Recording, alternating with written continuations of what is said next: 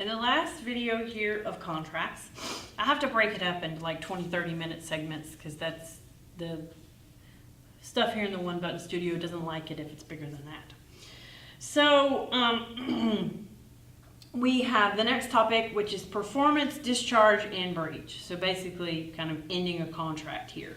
So discharge of a contract can happen either by performance, which means you basically performed all of your obligations under either all or some of your obligations under a contract.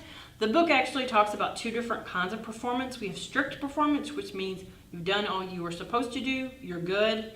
And then we have substantial performance, which means you have performed most of what you were supposed to do under the contract. So substantial performance can be okay, enough to satisfy a contract, so long as it's just an immaterial breach that occurs, so an immaterial amount of performance that doesn't happen, basically. But I will say that when you have substantial performance, they usually do take an adjustment in how much you're going to get paid for it. You see this a lot with contractors. Say they're going to say, they're supposed to finish this project on such and such a date, and then they're a couple days late. Maybe there's some sort of adjustment in the price that they're being paid because they're a couple days late. There'd be some sort of substantial performance there. And then we have discharge by agreement. So this is when the parties are agreeing, that it would be discharged. It can be a mutual rescission, which means the parties are agreeing to cancel it. There can be something called an accord in satisfaction, which is when the parties are agreeing to make a new contract to replace the old one. There can also be a modification of a contract. So a modification of a contract generally requires new consideration. It's basically treated as a new contract and will require new consideration. Generally speaking, there are some exceptions if you look at them on page 470. Okay. And then we can have a discharge by operation of law. So this can happen if the contract that you were going to perform becomes illegal. So it becomes illegal after you've already started performing. If it is impossible to perform it, so the circumstances have changed so significantly and the parties could not have foreseen it, that performance is basically impossible. So this could be an example: an essential party to the performance of a contract dies or is incapacitated, or an essential item or commodity is destroyed. Okay. And then we have commercial impracticality, which is unforeseen and an unjust hardship makes performance impractical. So for example, you were required to provide some sort of stone, specific kind of stone to work on a bathroom, and you're a contractor, but the stone is only available in this one African country, and then that African country goes into civil war and you can no longer get that particular stone. So it is impractical, commercially impractical, for you to be able to provide that stone to your client. And then, okay, and then the book also discussed conditions.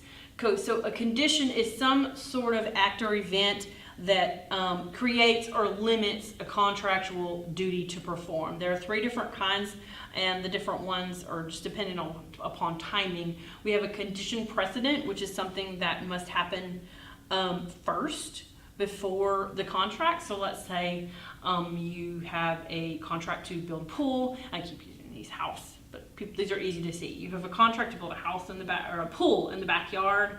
But before you can build the pool, someone else has to come in, and some forester has to come in and cut all the trees.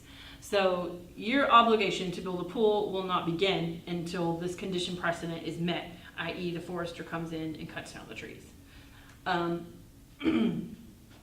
A concurrent condition is some sort of condition that must occur at the time of the contract or at the same time of the contract.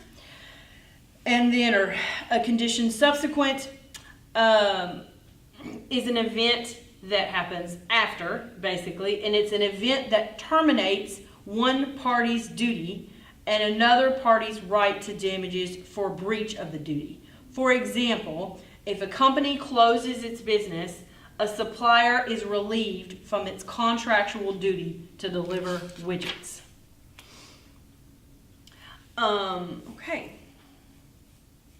And then we have a breach of contract, which of course is when somebody does not perform their end of the bargain. We have a material breach, which will discharge the non-breaching party from their end of performance. And then we have a non-material breach, which says the non-breaching party may only sue for actual damages caused by the non-material breach. So like in the example that I just gave with a substantial performance, that would be a good situation where there hasn't been a material breach, but it hasn't been performed entirely to specifications. This would be a good example where the non-breaching party could get an adjustment in what they pay. They may be able to agree amongst themselves. They may have to get a judge to do it if they have to go to court. And then we have anticipatory breach, which is where one party has indicated that they intend not to perform. The non-breaching party has two options. They can either suspend their performance or they can sue for damages if this happens. Okay, so there are different remedies that are available. I'm going to go through these remedies fairly quickly. Of course, we have damages, which is money, which is the most common in breach of contract cases. There are different kinds of damages. We have compensatory damages, reliance damages, and punitive damages. So punitive damages are very, very rare in breach of contract cases. The only time they can be awarded is for serious cases of fraud. That's it. So those are damages just to punish. Reliance damages are intended to put the injured party in the position that they would have been had the breach not occurred. Okay, so not only are we compensating them for the damages from the contract, they are basically trying to get them back into the position that they would have been had this breach not occurred. Compensatory damages are your damages that you get, your actual damages incurred from the conduct of the breaching party. Liquidated damages. So liquidated damages is a provision in a contract that says if you breach, you will owe us this much money. So if you look at your lease for your apartment, I'm sure it has a liquidated provision clause, which means you could say something like, if you breach your contract, you owe us $2,000. Okay, that means that's the damages. Okay, and of course, if your cat destroys the carpet, you'll probably have to pay for that as well. But it's a liquidated damages provision. The liquidated damages would have to be in the contract in order for it to be enforceable. Okay. Some other remedies that are available outside of getting damages: specific performance. So this is when you say, no, damages are not going to be enough. I want the contract to be performed as it is written.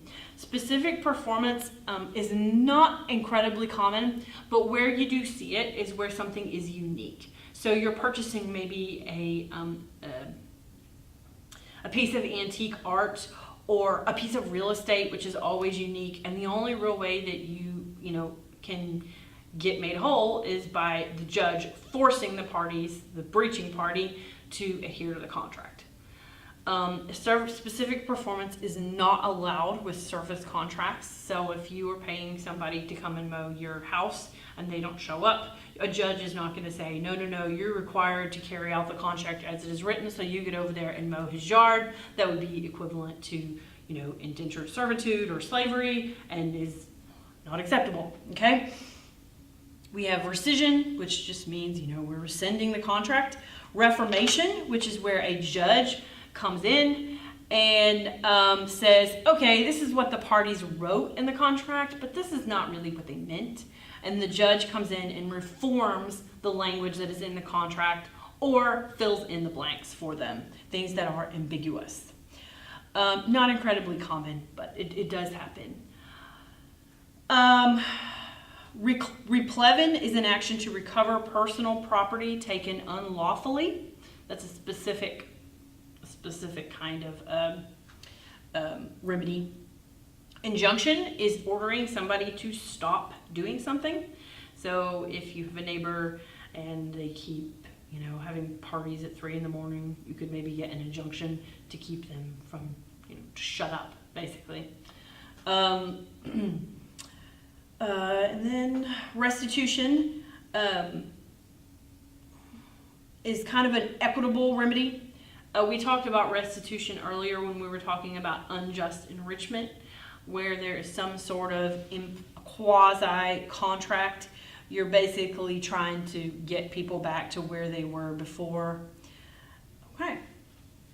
And then the last topic that's discussed in this book, I'll also discuss it very quickly. This is when you have some other beneficiary in a contract other than the initial offeror and the offeree. So you have some sort of third party involved. Okay?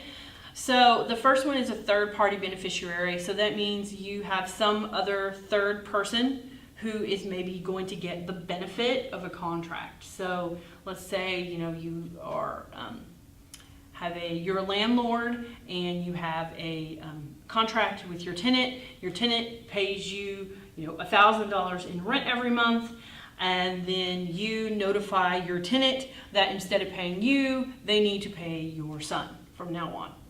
So now your son is the third party beneficiary of this contract. He is receiving the benefit of the contract. So that third party beneficiary is going to have basically, let me make sure I'm saying this right. You have different kinds of third party beneficiaries. So you have a donee beneficiary, which is the example I just gave, where you have a father who's looking to give the money to his son as a gift. The third party beneficiary, the donee, has the same rights, okay, as the basically the father who was the landlord, who had the initial rights in the contract to receive the income.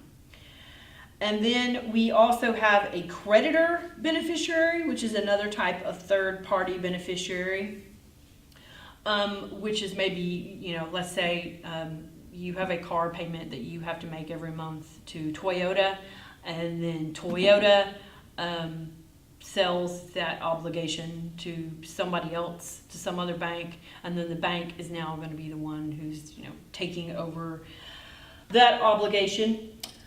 The creditor, you may sue the promisor or the third party beneficiary if they're not paying. And then we have an incidental, which is where there's basically an accidental beneficiary of a contract. So for example, maybe there's a contract to build a new sports stadium in downtown Houston, and the person across the street has a Chinese restaurant, and then they decide not to build a sports stadium. The person who had the Chinese restaurant was going to benefit greatly from this contract to build the new sports stadium in, because they were going to get more business. But now they've decided not to go ahead with building the sports stadium. They're called an unintended beneficiary of this contract, an incidental beneficiary, and they don't have any rights to sue anybody for non-performance. Lastly, we have an assignment. Okay, so an assignment is when you are transferring your rights under a contract. Generally, assignments are permitted. You can assign your rights away under a contract. They have examples appear in the book with like pictures of what this looks like in the book. It's kind of hard for me to explain what these pictures look like, but you can take a look at the pictures and it'll help with the explanation. And then an assignment can be restricted by a contract. So a contract may say you can't assign your rights away in the contract. That's fine.